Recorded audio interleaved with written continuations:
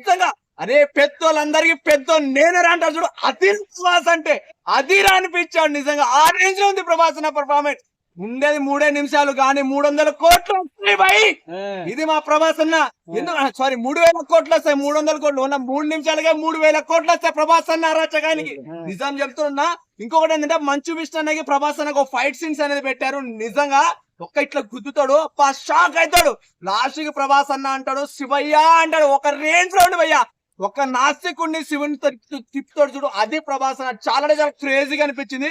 ఇంకోటి విఎఫ్ఎక్స్ గానీ మంచు విషయానికి చాలా ట్రోల్స్ వచ్చాయి. నిజం చెప్తాను, ఇన్ని ట్రోల్స్ వచ్చాయంటే అన్ని ట్రోల్స్ కి ఈ ఒక్క ట్రైలర్ సమాధానం అయ్యా.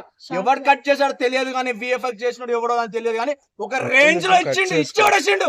ఆ రేంజ్ లో పర్ఫార్మెన్స్ ప్రభాస్ అన్నది. కానీ ఆ మంచు విష్ణు అన్నది ప్రతి ఒక్క చిన్న చిన్న లాజిక్ తో సహా ప్రతి ఒక్క విఎఫ్ఎక్స్ ని చాలా దగ్గర పెట్టుకొని మైండ్ పెట్టి చేశారు భయ్యా. చాలా క్రేజీగా అనిపించింది. నాకైతే హైలైట్ అనిపించింది. డెఫినెట్ చెప్తున్నా 3000 కోట్స్ మంచి విషయం రాసి పెట్టుకో. 500 కోట్లు పెట్టావు, 3000 కోట్లు నీ పక్క వసూలు. జేబులు నిండిపోతున్నాయి. ప్రభాసన ఎంట్రీ అదిరిపోయింది. 3000 కోట్లు ప్రభాసన ఎంట్రీ. 3 నిమిషాలు 3000 కోట్లు రాసి పెట్టుకో మంచి విషయం.